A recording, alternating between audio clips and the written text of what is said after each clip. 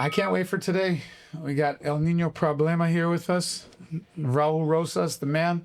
How you doing? I'm doing good. How are you? God, the youngest UFC fighter ever signed. Yeah. You like that? Yeah, I like that. So who do you know who was youngest before you? Was it Victor Belfort? Victor Belfort. Dan Lozon was the youngest. Okay. And then Chase Hooper and Belfort were the next youngest. Yeah. That's pretty good company. Yeah, I yeah. mean, Dan Lozon, he's a great fighter, but Yeah. but those other two guys are Hall of Famers. Well, we'll see about Chase Hooper. Yeah, So, how did it feel getting there at that time? yeah. It felt like I was just living like my dream, like still dreaming, but like awake, Yeah. Yeah. Well, that's amazing.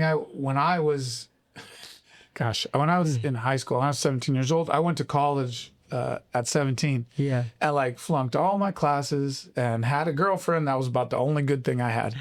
You know what I mean? And ended up coming home after a semester with my tail between my legs. So I can't imagine being at the highest professional sports level at 17, almost 18, right? You just barely slipped under the wire. Yeah. Almost 18. Yeah. Did you fight before you were 18? Because you fought in September 20th, I think it was. Yeah. And then they put you on a card in December. Yeah. Yeah. So were you still? I had barely turned 18, like between those months. Yeah. Yeah. That's funny. So my UFC debut, I was 18. 18 years old. Yeah. I couldn't even find my keys at 18. Yeah, I couldn't drive. Yeah. So I had like my mom start driving me and stuff. That's funny, man. So, all right, let's take it back. You were born in Clovis, New Mexico. Yeah. I've been there, by the way. Oh, yeah. Remember my Small college town. experience? Yeah. I was in Las Cruces, New Mexico. Oh, okay. So I had a friend that lived there. Yeah, we went there. I don't remember it because it was 9,000 years ago. Yeah. But tell me about growing up there. It was a very small town. Like there's only like one high school and 3 middle schools, 5 elementary schools. So it's like not much to do. So we would just go to school, train, and that's pretty much it. So I've listened to you talk to DJ about starting when you were 4 years old. What did you start at for? Your dad was a boxer, right? Yeah. So what did you start with? I started with karate, and then I went into kickboxing and boxing, and then I started learning jiu-jitsu. So I did everything except wrestling, because during that time the mentality was keep the fight on the feet. Yeah. Like we were not supposed to shoot at all. Right. But we had jiu-jitsu in case we got taken down, so we could get back up. Yeah. So that's why we wrestling, we put it to a side because we were like, oh, we're just gonna strike. You know that wrestling allows you to decide. Yeah. You can stay standing up if you want to. Yeah, and I had to learn that the rough way, like later on. Yeah. So where'd you train? You train your striking with your dad? Yeah. What about the karate classes? I was training in that small town. They had a karate gym, so that's where I was just doing karate. Oh, I want to see a little 4-year-old you. Yeah. Was it fun? Did you enjoy it right off the bat? Yeah, I liked it. I was having fun. Yeah. But I also didn't know the rules. So like, when I started training karate and jiu-jitsu, on karate class, They're going to get choked. yeah, they were getting choked. I like that. So where'd you train jiu-jitsu then? They had a jiu-jitsu? Yeah, that gym too. Like it was like run by a dad and a son. Uh-huh. The dad would do karate class and the son would do the jiu-jitsu class. Are you still in touch with them? Do you know those people? Yeah. Oh, that's cool. I still talk to them. The son still trains jiu-jitsu? Yeah. Who's he training under? Was he a black belt? What was his? She was affiliated with Gracie, but I honestly don't know. Yeah. Yeah. That's funny, man. Well, how cool is that? Like, that's kind of the new generation, is that kids start training mixed martial arts right from the beginning. Yeah. You know? I see a lot of kids like now that I can look at like a 6-year-old and I'm like, damn, he's way better than what I was when I was 6. Like when I was 6, I wasn't even close to doing what they're doing now. But I just feel like a lot of like they just gotta like stay in the game, because I feel like a lot of kids can get burned out by like 10, 11 years old, so they stop and then come back. Well, that's the thing when they start so young, usually, which is remarkable about you, because you're just hitting your stride, right? Yeah. And most kids that start when they're 4 or 6 or whatever, they go really hard, and then by the time they get to junior high, they're like, yeah, and then they don't do it ever again. Yeah. What do you think made it different for you? I think just being like my whole family in the sport, like all my brothers, my sister, so we were all in the sport, and like my brother pushing me, like, or I'm pushing them, and because at some point you do want to just be like a normal kid, you know, like at some point, like when I was in middle school, like 13, 14, I kind of didn't want to go train. Like there was a period of time where I was going in the gym, but I didn't want to go to the gym, but I was showing up, but I was like, damn, I kind of want to go Hang out. hang out with my friends. I kind of want to be more like a normal teenager, but then I got through it. Yeah. Do you feel like, was it the love of it or just the discipline of it that kept you going through that? I think just the discipline. Yeah. That I knew I should be in the gym if I walk, because I still had the dream of becoming a UFC champion, so I knew like if that's what I want to be, I gotta be in the gym. When you did know. that start? What's your earliest memory of having that dream?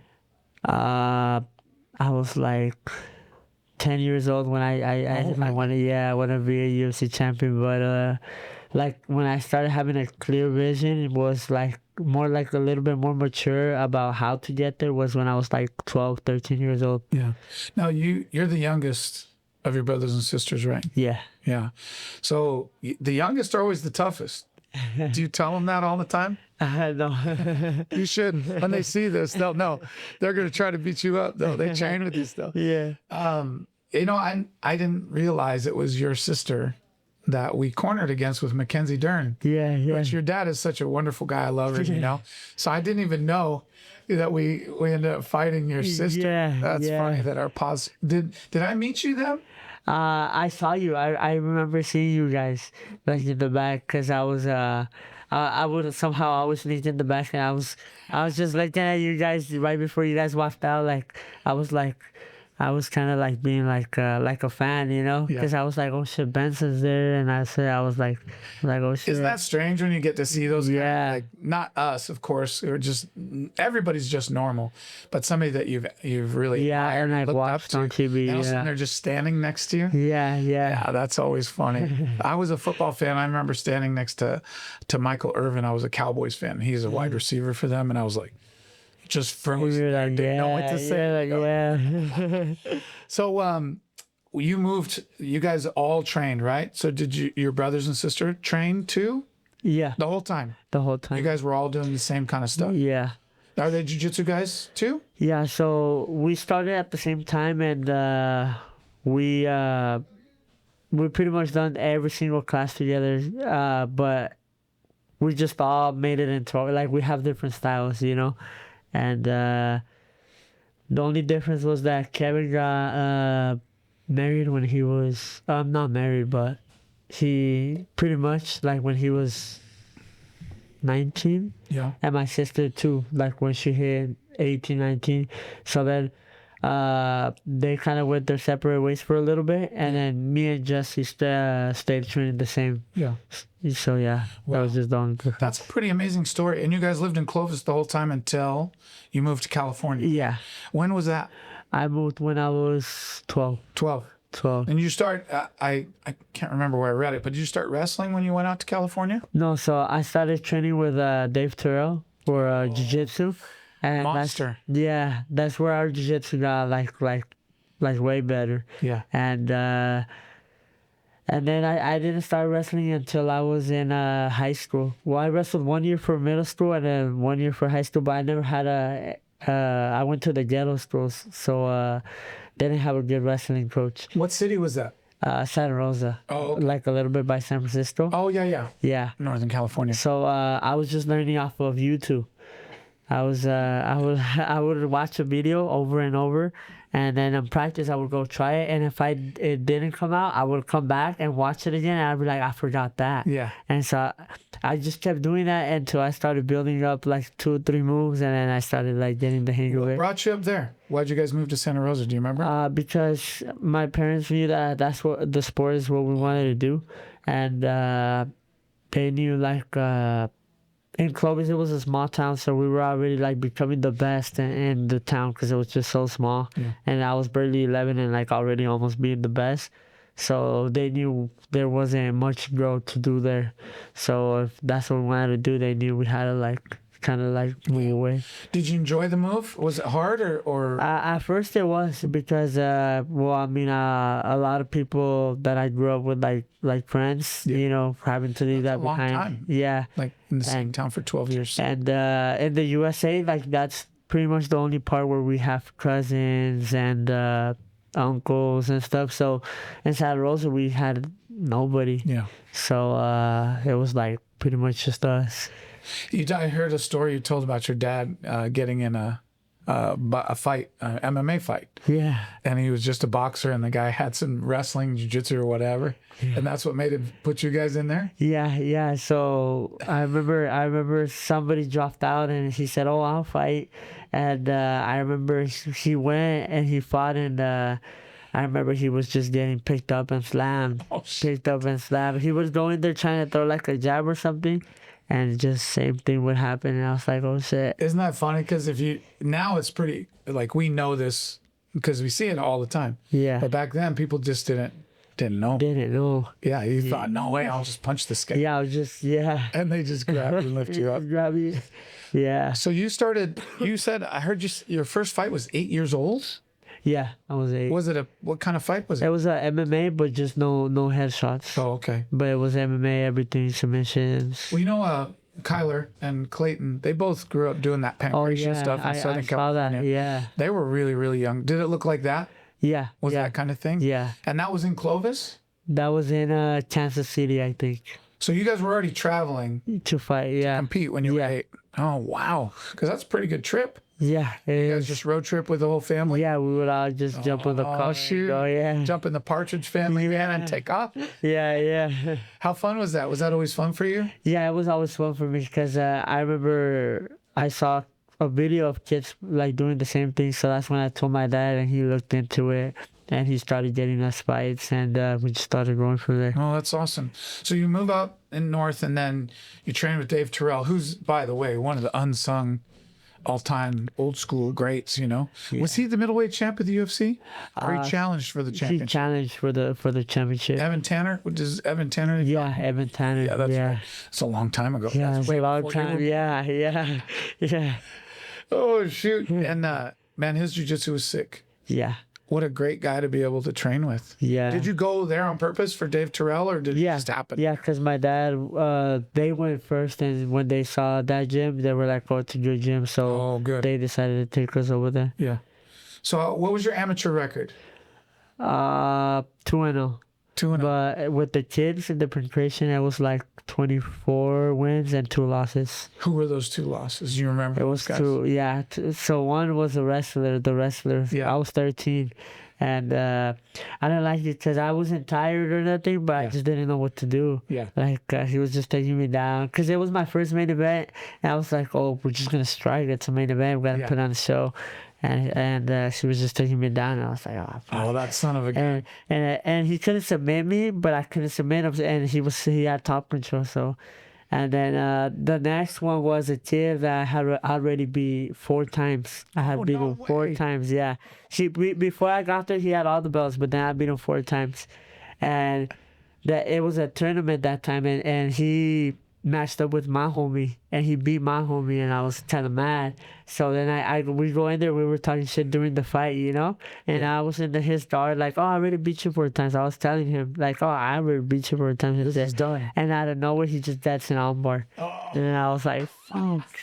Because that was his specialty. Yeah, that was his specialty, and I was like, fuck. Pretty hard to live Yeah. after that one. It's just I got too much into like just trash talking, you know? You know, Like, he's still showing that video to his friends today. yeah, At the UFC, next time you're in, he's going to be like, I don't know if you saw this, I got but I arm locked Raul Rosas. Yeah, I'm not yeah. saying, I'm just saying.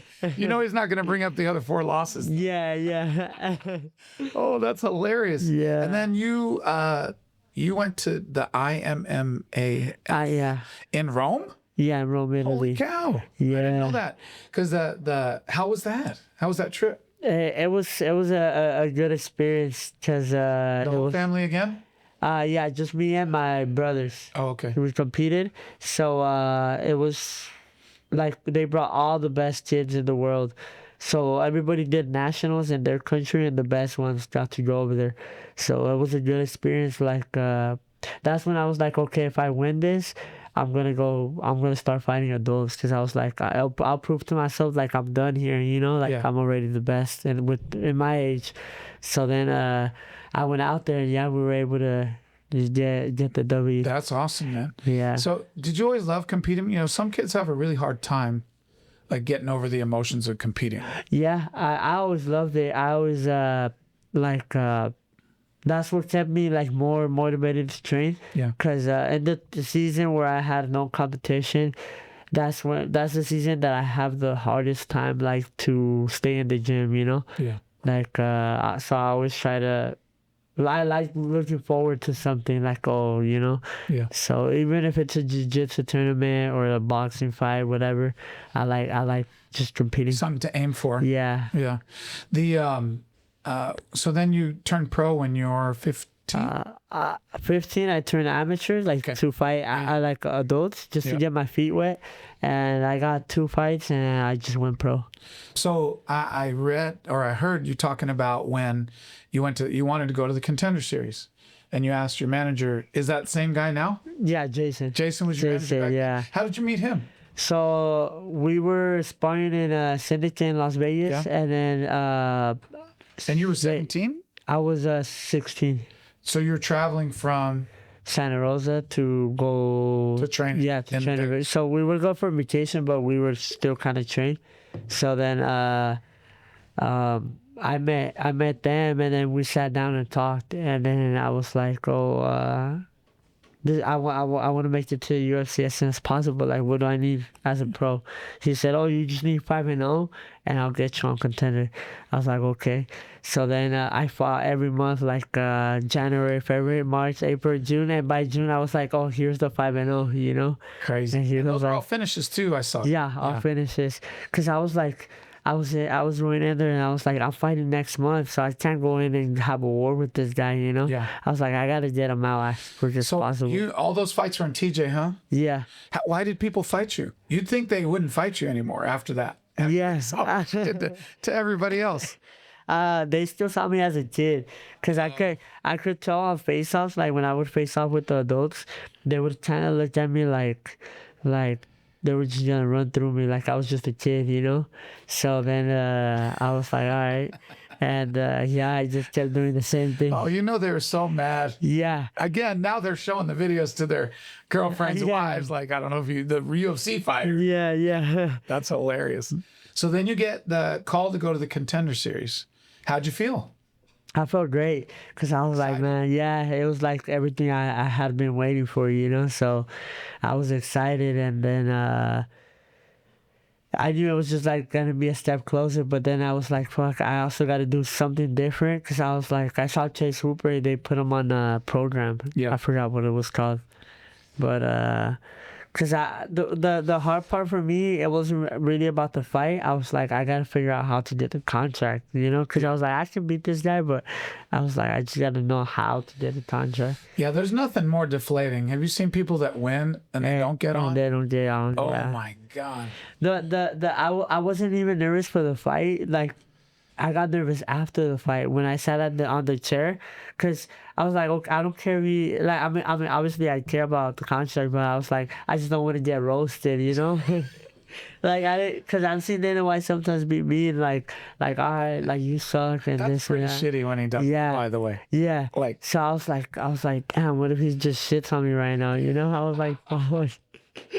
Like, y'all moving like that, bro. That would have been super low. Yeah, You're a kid yeah, at that yeah. point. Still, you're 17 years old. Yeah, yeah. Oh goodness. So I was just like, How'd you feel about your performance on that? I felt good. I just feel like I could. Well, in the moment after I saw like I was pretty active, but in the moment I felt like I was like, damn, I don't know, because my strategy was round 1 and 2 win, like dominate, and round 3 I was just gonna strike the whole round, Right. you know, just to put on the show. But the third round I go out there and I wouldn't expect him to shoot a takedown, so I'm only gonna strike. I'm not gonna shoot. And he shoots and takes me down, and then I'm like, fuck. So now we end up grappling again. Yeah. And then I was like, damn, I didn't get to really strike. So I was like, I don't know if that's going to give me the contract. So, I was like, So you said I heard you say you decided to talk shit. Is that easy for you? Like, do you naturally? You don't seem like that to me. yeah. It's easy for you? Yeah, because I always I would talk shit to like my brothers. I would talk shit to like a lot of people in the gym, like that I was a little comfortable with. Yeah. Cause they were like when they were better than me, and we were gonna grapple, I would start talking shit because they were not thinking anymore. So I would somehow get the best of them, you know? Yeah. Because they weren't thinking anymore. So then like for me to talk shit is like not hard, but I just needed them to start it, you know? Because in a fight, I don't want to get I karma. literally have never seen you do it. I don't want to get karma in the fight, so I'm like, I just stay quiet. Yeah. You know, the one thing I was thinking about when we were talking about this, because when you said like, oh, I started talking shit, I was like, I had never heard him Yeah. do that. Like, Remember when you fought Ricky Tercios? He was really angry about something. What was Yeah. he mad about? he was mad about that I pulled out of a fight. Oh, because you're yeah. injured. Yeah. And I remember you had chances to say things and you didn't. Yeah. You're like, man, I was injured. I don't know. Like you just were honest about it. So for me, when I heard you, talking about talking shit, it just seemed so out of character. Yeah, like my first fight in the UFC, I was kind of talking shit to the other guy because he was talking shit. Yeah. And I even had like a lot of like promos, but they didn't even put them out there. Like, but I was talking a lot of shit like when the camera was on, and then I was gonna continue it, but like after my debut, I got Christian Rodriguez. Yeah. And I was gonna talk shit, but I was like, there was just nothing about him that I could say. I was like, damn, he's a nice guy, you know. So I was like, fuck, I don't want to talk shit. Isn't that funny that you could have such respect for? I mean, you guys work really hard for this, right? Yeah. Like in the end, it's just guys trying to do their best. Yeah. So the debut went great, youngest UFC fighter ever, and how'd that feel, man? I felt good. Yeah. I felt great. Yeah. I mean, I thought it was gonna be that quick, but I don't know. Like everything just went like a movie. Yeah, that's such a fast turnaround too, Yeah. for that whole year of fighting. You fought like 5 fights, Contender Series, UFC. Yeah. Boom, boom, boom, boom. How crazy is that? Yeah. So it must feel like when you have a 6-month lead, it must feel like 10 years to you. Yeah, it feels long. Like I like to stay active, so like that was fun. And back then I didn't have to cut weight, so I was just getting in the cage, having fun, and doing my thing. That's awesome. When you had that C-Rod fight, he's a really good fighter, Yeah. and he has a tendency like every fight's like a dog fight with him. How did that help you? Did it change your focus on training? Did it make any differences for you? Yeah, I mean, I grew up on a lot of things, like myself, my training, everything, especially because I saw like a lot of mistakes I did like in camp and in the fight too. I took a lot of things, but especially I just to train hard because I was looking past them, I was because I remember they told me you're going to fight Christian Rodriguez. I look him up on my phone, put on his fight. I see like less than a minute, and I'm like, oh, easy. And I didn't watch none of his tape no more. And they flew me to Miami for that fight. I was in, going to fight in Miami. Yeah. And I was having fun in Miami. I was looking for bike rentals, and I wasn't worried about the fight. And then I told my brother, oh, don't worry, I'm just going to finish him quick, And I tried. I go in the first round. I shoot right away. I take his back. But then he's able to stay in there, and after that, I didn't have no plan B. Oh, shit. And got tired a little bit? Yeah. Oh, Yeah, man. like, Well, I mean, you're still so young right then, like still 18 years old, yeah. trying to find your way. I guess do you feel like it kind of helped you? Yeah. You know, Yeah, it's it helped me. Yeah. Because I find that like losses suck. There's no good, but that's how we learn as human beings, right? Yeah. Stick your hand on the stove and you figure out that's hot and you don't want to do that anymore. Yeah, and it helped me on a lot of ways, because even after that fight, I decided to work with a nutritionist. Oh, And because before that fight, I was just eating like tacos, McDonald's, and everything. But when I had a fight coming up, I would just drink water, like a bottle of water, instead of soda. tacos with the soda, Yeah. like tacos with the water. Yeah. And That's massive change yeah. right there. like when I was going to the cage, I was weighing in at like 137. Holy So I was yeah, I think I could have made 25. Yeah. But after that, I walk in the fight like 155. What was your strength and conditioning program like? Did you do a lot of lifting and training? Not lifting. I would just do like I would do strength and conditioning. Like I would swim, I would run, I would do this and that. But especially like my way of eating wasn't the best. Couldn't support it. Yeah, I didn't drink like no protein, no nothing. Gosh, that's amazing. That's amazing you got there like you did, you know? Yeah. And you've been able to learn on the job. Yeah. Well, then you ripped 4 in a row off. You fought in Mexico City, Yeah. which was awesome. How cool was that? How was the altitude? I felt slow. The altitude. I got tired after like the first minute. I was done. But so first of all, like just talking about the arena, it was crazy. It was packed and Were the fans so excited? yeah, they were so excited and they were so loud. Like in Mexico, they have so many like chants. Yeah. So I remember I was fighting and I feel like they're speaking in my ear, you know. So I kind of look up because I feel like they're talking like right next to me. Yeah. And then I'm all like, oh shit. And the guy throws a punch and so I locked in again. But yeah, everything was crazy. And then I got tired quick, like after a minute. So I came in the first round. And then eventually I punched them and then I picked them up. And when I slammed them, I was done. Like I was gassed. And I go into the second round. But the second round's about to start. And I'm kind of like almost hitting at 0, you know? Yeah. But I get a flashback from the C-Rod fight.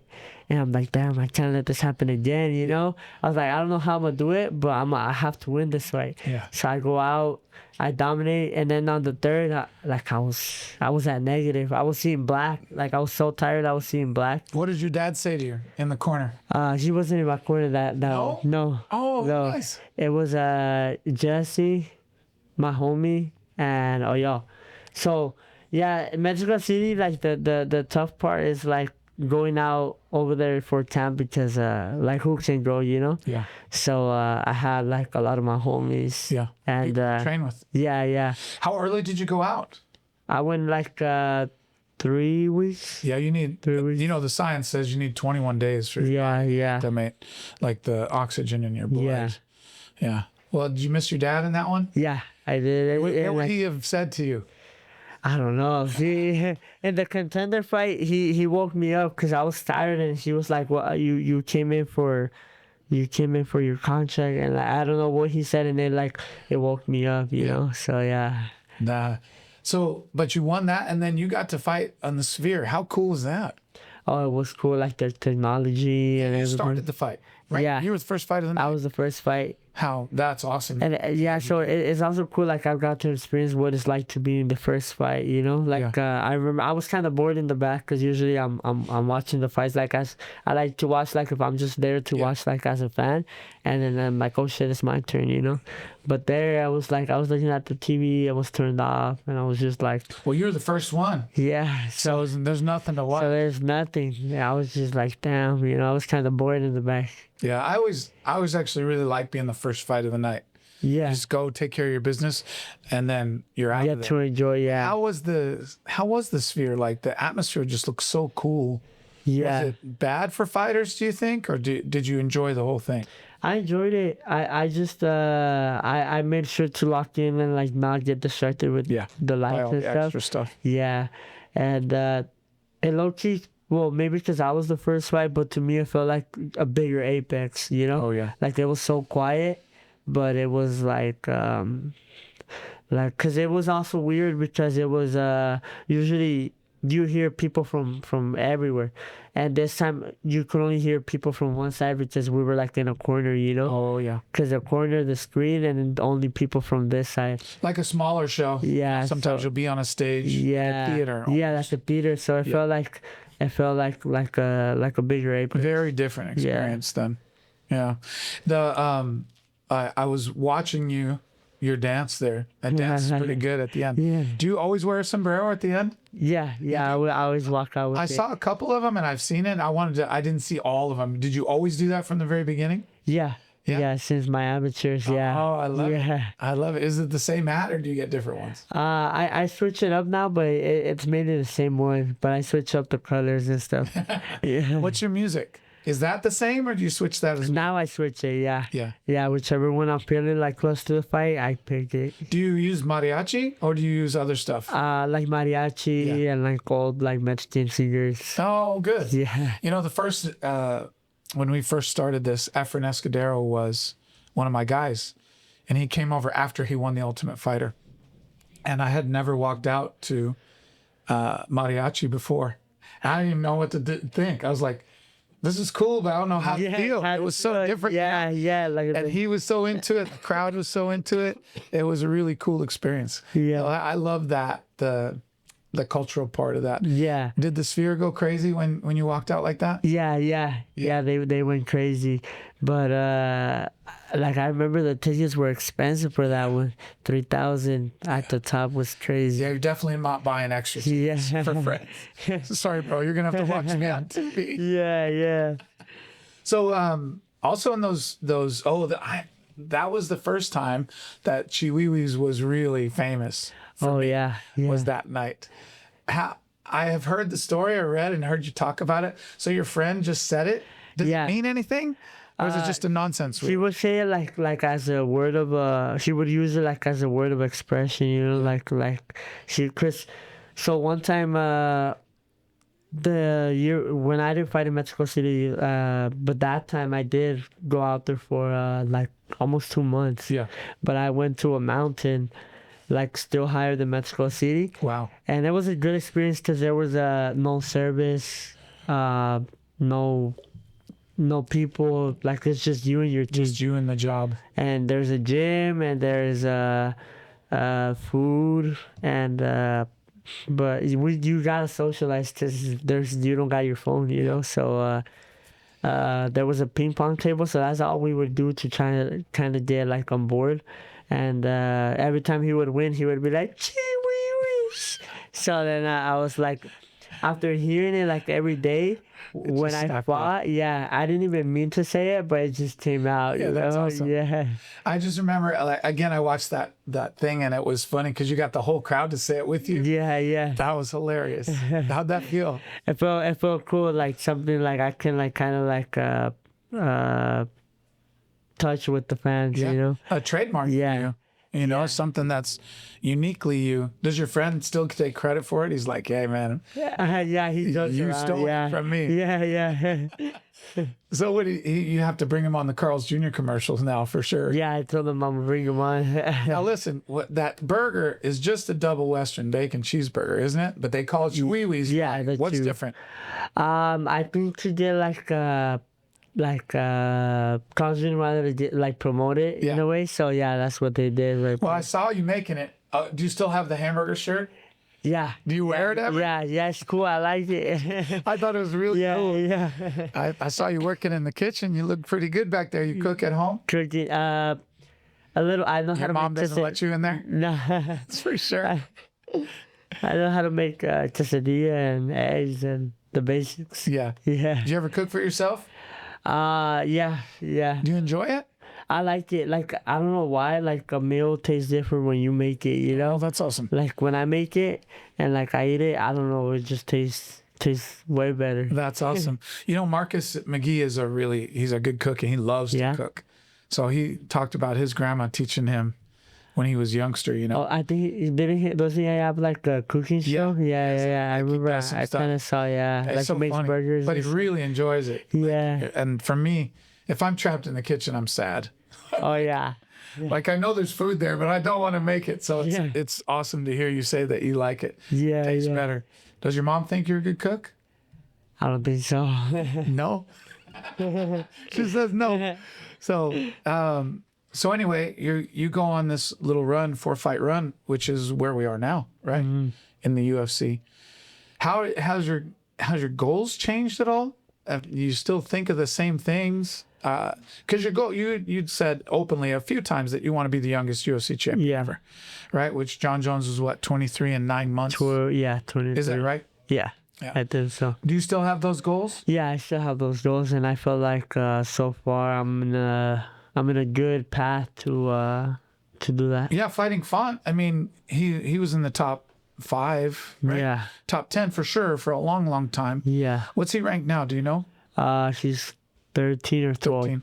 He's still such a good fighter. Yeah. That's a cool opportunity for you. Yeah, that puts you right there. Yeah.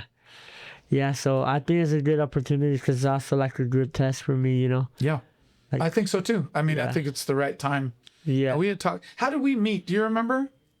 Did we meet at your sister's fight? Was that the first time? That was the first time I saw you, but meet. we didn't meet. I'm trying to remember it. Do you remember? I think it was before I fought Turcios. Yeah. It was definitely before I fought Turcios. That was in Louisville, right? Yeah, Louisville. And I was there with Jared. Yeah. Yeah. And I remember talking to you, and we had talked briefly about game plans and stuff. Yeah. We ended up connecting after that, you know. Yeah, that I had forgotten. Isn't that funny? You know people, Yeah. and then somebody goes, "How'd you guys meet?" And you're like, "I don't know. Yeah, I don't know. We just been around each other such a Yeah. long time." What did you think of Louisville? I liked it. Yeah. Small town. Like for a UFC, it was small. I've been there a couple times for what you call it, Legacy, or LFA. Oh, okay. And so I remember more kind of the Kentucky Commission not being Yeah. kind of tight asses, Yeah. But then when we went to the UFC, I saw all the same people and they were cooler, Yeah. because it's the UFC. The I think, UFC, yeah. names. But how'd you like it? It was different for sure. Yeah. Like I'm in the hotel was like I felt like I was back in the regional scene. Yeah. Yeah. Yeah. And then at night it was like it was a little bit ghetto at night. Yeah. Everything shut down too. Yeah. Just being in the smaller cities, it was a weird spot. Yeah, it I was. thought. Yeah, it was. I remember we did a show in Maine that we didn't do. I had a couple fighters on a show in Maine, and that was kind of the same thing. It feels like you're at LFA or Yeah. Fury or something, just a little bit smaller. Yeah. But anyway, the results are the same, paychecks are the same, right? Yeah. And you got to win there, so we have good memories of Louisville. Yeah. For sure. How has your training evolved? I heard you talk about traveling. And we had this conversation about your family. You have your brothers are such good training partners, and your dad's a good coach. So you have almost a little insular unit, like a bubble, and then you move around to different places. How do you feel about that?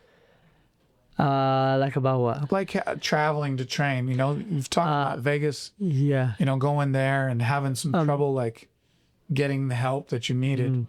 Have you feel like having your own team? What is that like? It's like like my brothers and stuff is people like I've always trained with, and they're like They care for you yeah. more than anything. Yeah, so it's also like training a little bit smarter, like because obviously now, like being a UFC fighter, I feel like walking sometimes into the wrong gym, you might get hurt, because people are trying too hard or stuff. But now, like off camp, I like traveling. Like I have specific places to learn like specific stuff, like Cobrinha, Yeah. Monster. good jiu-jitsu, and then like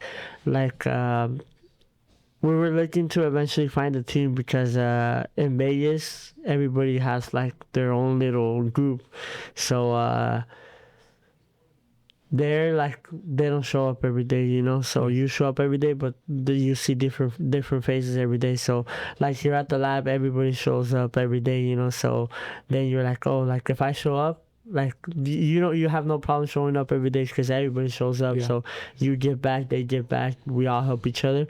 But in Vegas, you show up every day, and today you might get good work, tomorrow you don't get good work, and then you don't get good work, and then you might get good work. So it's like 50-50. Different combinations of faces.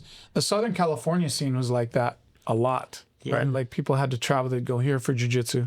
Yeah. They go here for their striking. They go back over here for this, and then everybody get together sparring. Yeah. But it's like a weird, trust. Yeah, it's weird trusting people, especially. Do you like, have a hard time with that? Because that's true. If you're in the UFC, people are looking to make a mark against you, right? Like they want to go home and talk about how they caught Raul with a hard right hand today. I mean, I have fun with it when I don't have a fight coming up. Like I'm not like really like I'm there and I'm not cutting weight, so I'm like I feel strong, so I'm not like one to me I'm something like fuck yeah, they go hard, like it's whatever, but Yeah. But when like they're like, okay, you're gonna fight Rafa, I don't wanna like be killing myself in the gym with somebody that like trying to kill me, because then like we're not gonna get nothing out of it, you know. Yeah. We're not gonna get paid. We're not gonna get. Well, you're already tough enough. Yeah. The idea is supposed to be to get knowledge, right? Yeah. So it's just like not smart, you know. Yeah. For me, I find it.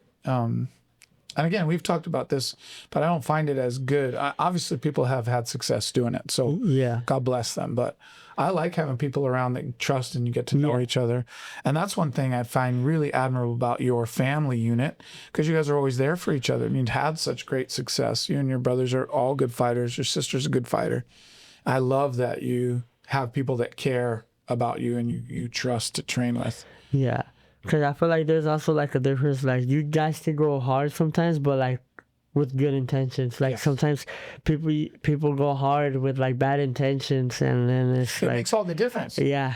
If we're going hard, but we're just competing and trying to get better. Yeah. All to good. Give each other our best look. Yeah. I feel like you're trying to hurt me. Yeah. Then it's bad. Yeah. And that how is that helping? Yeah. Because most people, especially with, you've trained with a bunch of good folks. Yeah. And those people have already proven themselves as being tough. Yeah. It's not toughness that we're looking to improve. It's the skill level. It's just skill, yeah. Talk about some of the best people that you've trained with as far as fighters. And what do you remember about them? The one that I've got beat up by the most is Dan Hooker. Yeah? Dan Hooker beat me up. Really? Yeah. When did you train with him? I was 16 years old. I was 16. And where is he? He was in Vegas for a little bit. He got stuck for some reason in Vegas. Oh. Something with his visa or something.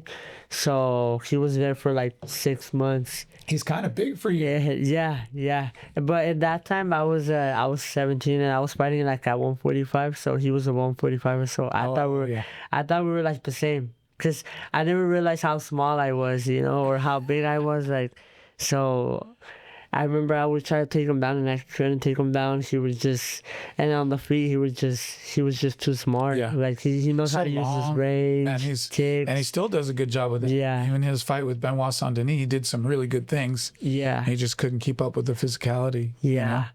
So he's the one? He's the one that beat me up the most. Yeah. Did you ever see, what was it, Billy Madison, where the guy writes the name in lipstick on the wall and kids that beat him up? Yeah. Dan Hooker's name on the wall somewhere. Yeah. So you trained with Merab. What did you learn from Merab, do you think? From Merab, I learned, I think, how to make the fight my pace, because so with Merab, I was helping him for one camp. I forgot who he was fighting, and I wasn't training because I had just fought, but I would show up on sparring to spar him. So I wasn't running, I wasn't nothing. So I knew I was gonna get tired, but that's when I learned how to make it my pace. Because if I went his pace, he was just gonna beat me up. Yeah. He's won a world championship. Yeah. From it, right? And to stay at his pace is hard. Yeah. So I had to learn how to stay calm in the feet and calm in the wrestling to like not scramble too much, and I think that's the main thing I learned from like going with people like Mirav, you know. Yeah. And you how to mentioned you train. train with Aljo and train with Andy Varela. Are there any other training partners that stick out to you that you've learned from, or like that you enjoyed training with? Patchy had a good guillotine, so I think it made my guillotine defense better. And then like cause usually like when I train with people like that high level, they usually have like obviously one thing that they're super good at. Yeah. So it's where I get to learn, like take that, Yeah. you know. Well, and that helps because you have a first degree black belt, is that right? No, I'm a purple belt. Purple belt. Yeah. Somebody had you listed as a black belt. Oh yeah. I was wondering where you got it. Who gave you the purple belt? Who gave me the purple belt? Andy and Coach Varela, Casey. Yeah. Yeah. Both those guys are awesome at Yeah. jiu-jitsu. Yeah, Andy didn't he just compete the other day? Yeah, UFC BJJ. Yeah, he's great, man. Yeah. He's a crazy athlete too. Yeah. He's too big to be jumping around like that. Yeah. Yeah. Settle He's super athletic. Yeah. Don't Yeah. embarrass me. My mom's in the crowd. Well, that's great that you trained with all those guys, man. Like, do you feel like that experience? For me, that lack of trust, the amount of time, like Aljamain is with Merab, the trust they have. The trust they have. Yeah. You know what I'm saying? Yeah. And they're both champions. Do you miss that sometimes, or do you feel like you're good with what you're getting? No, I mean, yeah, like I feel like that's ultimately what you want to build, you know, like a team with trust, you know, that you can trust and you can also like, for example, like let's say I spar Marcus, you know, and things I can try here where like I'm not comfortable with, but I get to try it, you know, knowing that You know they won't hurt you. he's not gonna hurt me like oh, let me practice, for example, let me practice my overhand to try to connect overhands, and let's say he like does something and moves out of the way, he's not gonna like make me pay too hard for it, you know. So I'm able to kind of learn. Well, and then you won't ever do it again. Yeah. I heard you talking about not minding tapping, and I think that's crucial in getting better. And that's with stand up too, right? Yeah. Like try it. And Try it. the guy, as long as you know the guy's not trying to hurt you, like we talked about before, it can really help you and encourage you to open up your game. Yeah. Yeah, and I think that's the main benefit of it. I've seen like you just have really positive energy in training. Like you're always just trying to get better. I don't ever feel like you don't mind going hard. Yeah. But you don't mind being technical either. Yeah. That's a hard thing to foster. And you and your dad and your brothers have done a really good job with that. Yeah. Yeah, you're a stud with that. All right, let's talk about money now. So I listened to DJ again. Yeah. And how are we doing? We got that financial advisor on board yet? Not yet. Oh. After this fight, I'm gonna focus a little bit more on that, like somebody to help me kind of do the right things with the money. Yeah. Well, because did you see he kept coming back to it? He got on you a little bit. Yeah. Which I think is good. Like as you know, younger men, we need people to show us what to do, or at least help us with what to do. Yeah. You know what I mean? Are you still sad you didn't buy that gold chain with that first 50? Sometimes I still think about it, yeah. Because I'm like, if I would have, right now, let's say I would be 50 down, but, I would, you know, right now, I'd have the gold chain. You went 50 down anyway. Yeah. Well, you just went out, bought food, and had fun. I learned, like, money comes and goes quick, you know? It does. So it's like, it's crazy. It's been good, your sponsors, right? Monster and Carl's Jr. Yeah. You've had a lot of good fortune. I mean, you've earned it. What do you think makes you, what's gotten you those things? I think being able to show, like, besides my fighting skills, like, a little bit more of, like, my personality and, like, just being me, like, in social media. Because before, I used to, like, not post at all. I used to be, like, kind of private on social media. But just me getting out there, going and doing this and that, I feel like has gotten me, like, more sponsorship. Yeah. Do you what do you want to invest in? What do you think as you go forward with money? Because not very many people have the opportunities to earn that you have. Yeah. You know what I mean? For sure. I want to look into, like, obviously buying houses, renting them out. Yeah. Maybe car rentals and like a few other businesses that, like, when I'm done with my career, I'm, like, able to just manage them and live a good life. Live a good life, yeah. Yeah. Well, you guys didn't come up with much money, right, when you were young? No, we didn't have much. So so that's why I'm able to like appreciate everything that I have now. I feel like because I know like what it is to not have like a lot. Yeah. Well, it's great to see nice people get those opportunities. Yeah. Like those Carl's Jr. commercials are hilarious. Yeah. Did you enjoy the filming of those? Yeah, I enjoy everything, like, cause I never thought, like, the sport also gives you like so much that you don't really expect. Like, I didn't expect no Carl's Jr., you know, or like, so when I get these things, it's like pretty crazy. Yeah. Yeah. I mean, Carl's Jr., that's as big as it gets Yeah. for our sport, you know? Like Yeah. John Jones, I think, had Gatorade for a while. Oh yeah, that's sick. But some of those sponsorships weren't exactly money based, at least not then. He had Nike for a little bit. But Carl's Jr., man, what a great company to be involved with. Yeah. They've been cool for you? Yeah, they've been cool. They show me love, and they give me like little cards so I can get burgers and stuff. Yeah. Nice. Yeah. Do you get the Chiweis burger? Yeah, Of course, it's fire. Yeah, it's You know, actually good. when you pull in, they're like, you just start cooking it already. Yeah. So, youngest UFC champion, I found we got a date. So you need to win the belt before June 7th Yeah. on 2028. So we got 2 years and 4 months. That's plenty of time. Yeah. That's like 5 fights, 6 fights. Could Yeah. be. That should get us there. Yeah. I'm ready. It feels like when I saw that number and heard that you had said that, it feels like you're right on track Yeah. to do the things that you want to do. What do you think you need to do to get there? Like what are the next steps you take to build yourself into the world champion? Like, I think this year, by the end of this year, if I'm at least in the top 7, top 6, I think by next year I'll start, you know, a little bit of getting fights to get closer to the belt, like in the top 5, and you know how that goes, title elimination fights. And I think I'll be right there. What sort of adjustments do you think you need to make? Like, not necessarily oh, my right hand needs to be better, but how is your career going to take you that championship level? Like your diet's better, you were talking about. What else can you pick up on to be that level, right? Yeah, I think so far everything's going good, but I like, obviously, like, for example, now that I'm at the lab, like I get to have like high level rounds.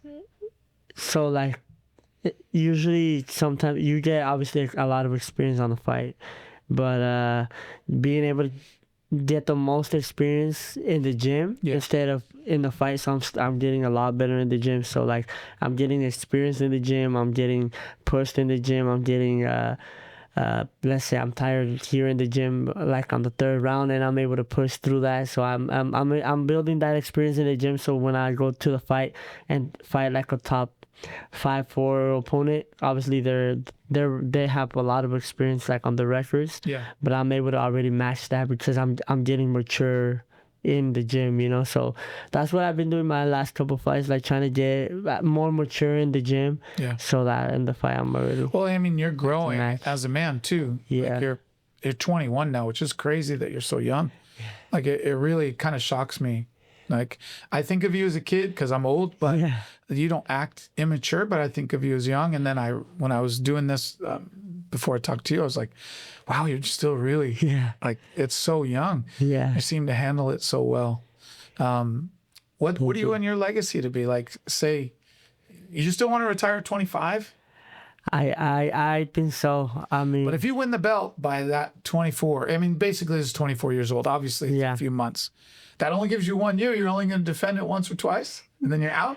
no, I think I get the belt, and I want to shoot for a 2nd belt, maybe a 3rd belt. Like I want to just do things like to push myself, to keep pushing for goals, to like just to I do this as a challenge because for example I was saying one time, like, if my goal was just to become a UFC champion, if I was just like, hey coach, I just want to be a UFC champion, like I don't care like what age, I just want to be a UFC champ, I feel like I would have less push because I have so much time. Like, let's say have until like 30 to become a UFC champ. That's 9 years. So like I have a lot of time.